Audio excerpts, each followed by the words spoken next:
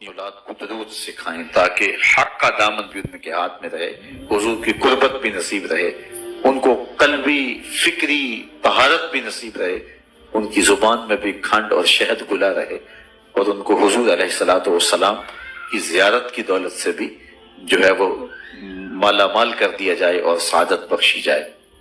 دوسرا کام علامہ اقبال کہتے ہیں جو ہمارے کرنے کا یہ ہے، وہ یہ ہے کہ اپنی اولاد کو حضور کی سیرت پڑھائیں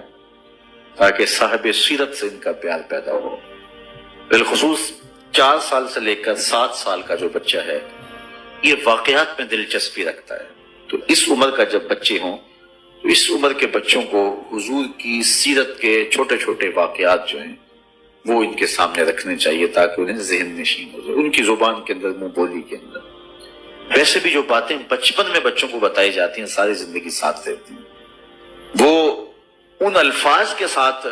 ان کو یاد رہے نہ رہیں لیکن ان کے تحت شعور میں باقی رہتی۔ یہ ہمارے جو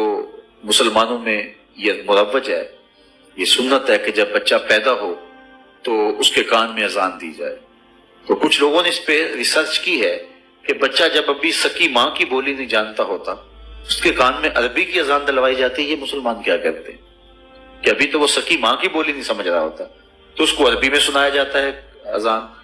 اس کا نتیجہ انہوں نے یہ نکالا کہ بچپن میں بچہ جو آوازیں سنتا ہے ساری زندگی ان سے مانوس رہتا ہے۔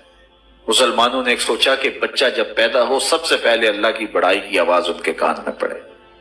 تو بچپن کے اندر جو باتیں سنتا ہے، جو چیزیں دیکھتا ہے، تو بچے کے اندر وہ چیزیں داخل ہوتی ہیں۔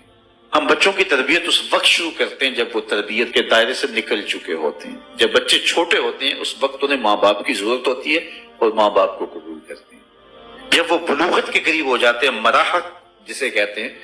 تو پھر اس وقت وہ اپنے دوستوں سے کچھ چیز لیتے ہیں۔ المرء علی دین خلیلہ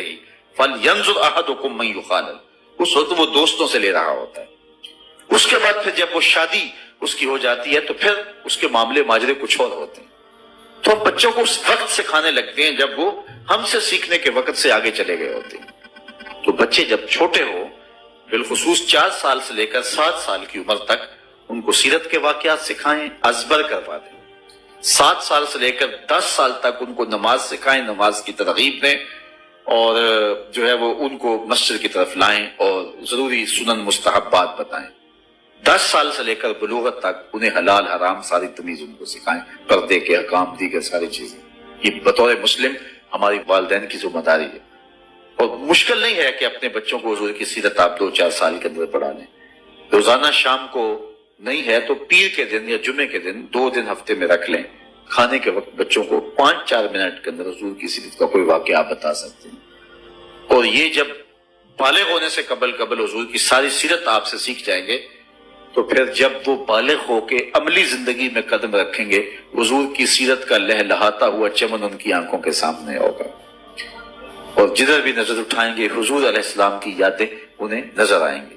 اور ان کی زندگی مرتب بھی ہوگی، منظم بھی ہوگی، خوبصورت بھی ہوگی، پاکیزہ بھی ہوگی۔ تو یہ وقت کبھی ضائع نہیں کرنا چاہیے، اور اگر یہ وقت ہم ضائع کر دیتے ہیں، حالات اتنے تیز ہیں اور وہ ذرائع جن سے آگے نسل سیکھ رہی ہے، جب ان ذرائع پہ وہ آ گئی تو اس ذرائع کے پیچھے یہودی دماغ بیٹھا ہوا ہے، تو پھر اس وقت آپ اپنے، چونکہ کوڑے کاغذ پہ آپ لکھ لیں گے تو جو چاہیں گے لکھ لیں گے، جب کسی کاغذ کے اوپر کچھ لکھا جا چکا ہو تو اس وقت لکھیں گے تو وہ رزلٹ نہیں ملتا ہے۔ ہم اس وقت لکھنا شروع کرتے ہیں جب وہ کاغذ کوڑا نہیں رہتا، تو بچے کو بچپن کے اندر سنبھالنا یہ والدین کی ذمہ داری ہے۔ تیسرا کام، علامہ اقبال کہتے ہیں کہ انسان فطرتاً حسن پسند ہے، اس کی طبع میں ہے، اس کی فطرت میں ہے کہ وہ حسن کی طرف مائل ہوتا ہے، کوئی زیادہ ہوتا ہے کوئی تھوڑا ہوتا ہے، لیکن یہ فطرت ہے انسان کی، وہ حسن پسند ہے۔ حسن کہیں بھی ہو اس کا رجحان قلب ادھر ہو جاتا ہے، دل ادھر لڑک جاتا ہے، وہ جس روپ میں جہاں بھی ہوگا حسن، دل ادھر لڑک جائے گا۔ اقبال کہتا ہے جب یہ طے شدہ ہے کہ انسان حسن کی طرف مائل ہوتا ہے تو آؤ نہ پھر اسے ادھر لے جائیں جہاں حسن بھی پانی بھرتا ہے اور عشق بھی غلامی کرتا ہے، اسے شہنشاہ حسینہ کی چوکھٹ پہ لے جائیں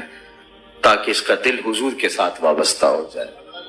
کیونکہ حسن تو وہ ہیں جو تجلی ہے حسن متلقینہ، باقی حسن تو ادھورے ہیں، میرے رسول کا حسن پورا ہے۔ باقی حسن بے وفا ہیں، میرے رسول کا حسن با وفا ہے۔ یہ گاڑیوں کے پیچھے لکھا ہوتا ہے صنم بے وفا، تو یہ اس ادھورے حسن کی کہانی ہے، یہ اس ادھورے حسن کی بے وفائی کا احتجاج ہے کہ بے وفائی ہوگی، روتے پھرتے ہیں، اپنے نفسیات کو یوں لکھ لیا کہ میرے محبوب نے مجھ سے بے وفائی کر دی، اور گاڑیوں کے پیچھے لکھ کے گھوم رہے ہیں صنم بے وفا۔ میں کہتا ہوں صاحب تو نے پیار اس سے کیا جس نے بے وفائی کی، آ تجھے وہ چوکھٹ بتاؤں جو ہاتھ پکڑتا ہے تو حشر کے دن بھی نہیں چھوڑتا،